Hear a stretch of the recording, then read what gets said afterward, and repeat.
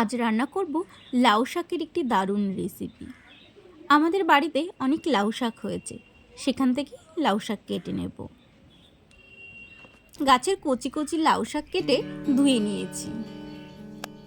ওভেনে একটি কড়াই বসিয়ে দিয়েছি, কড়াই গরম হয়ে গেছে। দিয়ে দেব 3 চামচ সর্ষের তেল।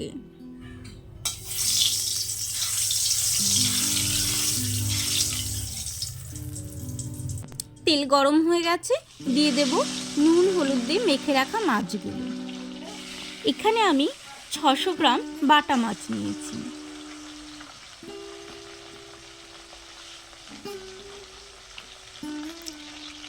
মাছগুলোকে বেশ লাল করে ভেজে নেব।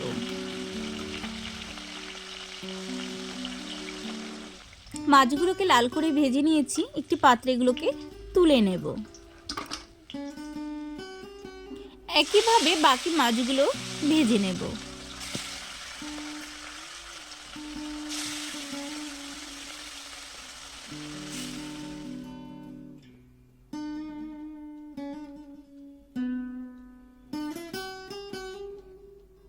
মাছ ভাজা তেলের মধ্যে আর 1 চামচ তেল অ্যাড করব।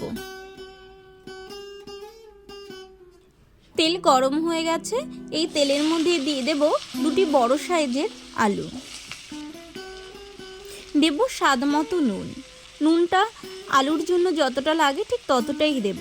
আর দেব হলুদ গুঁড়ো। নুন হলুদ দিয়ে আলুগুলোকে বেশ ভালো করে ভেজে নেব।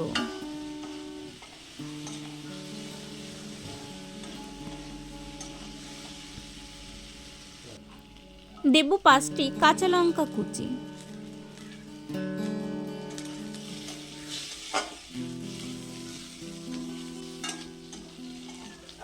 কেটে ধুয়ে রাখা লাউ শাকগুলি এখন দিয়ে দেব। লাউ শাক দিয়ে আলুর সঙ্গে একটু নেড়ে চেড়ে নেব।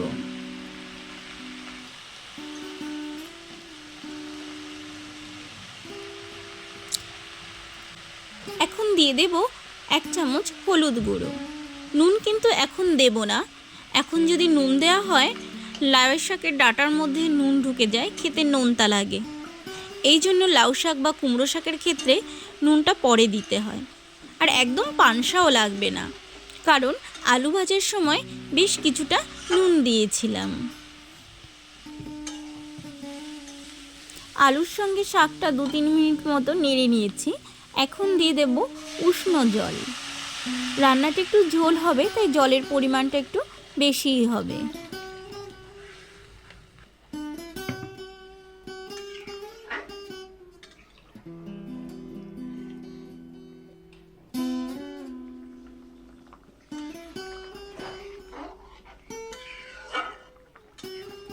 জল দিয়ে লাউ শাকটাকে 5 মিনিট মতো ফুটিয়ে নিয়েছি। এখন ভেজে রাখা মাছগুলো দিয়ে দেব।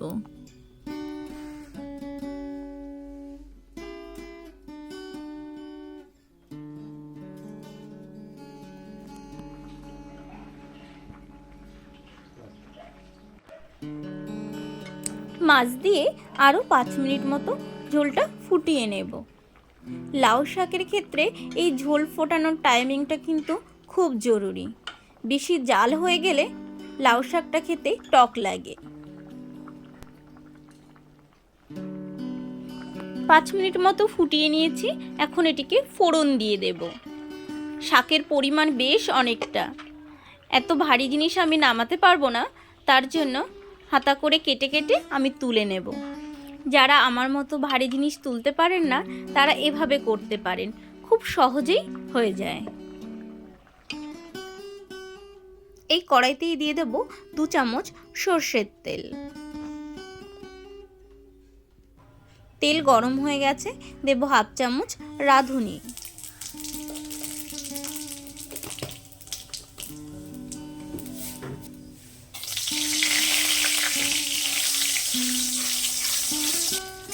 ফোড়ন থেকে সুন্দর গন্ধ বেরিয়ে এসেছে। এখন দিয়ে দেব তরকারি।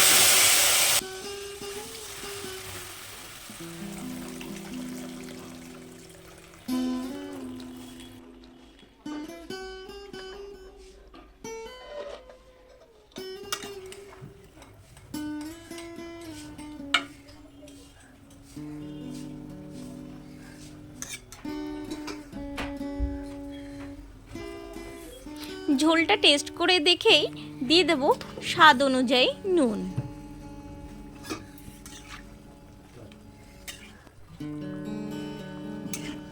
নুন দিয়ে আরও 5 মিনিট মতো ফুটিয়ে নেব, ততক্ষণে ডাঁটাগুলো সেদ্ধ হয়ে যাবে।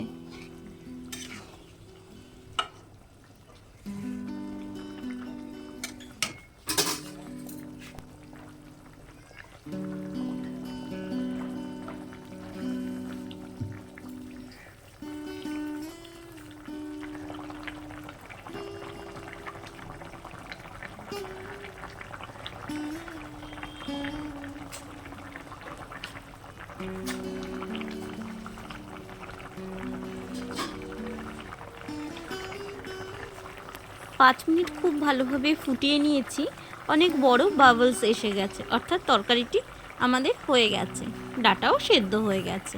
এখন দিয়ে দেবো সামান্য চিনি, খুবই কম।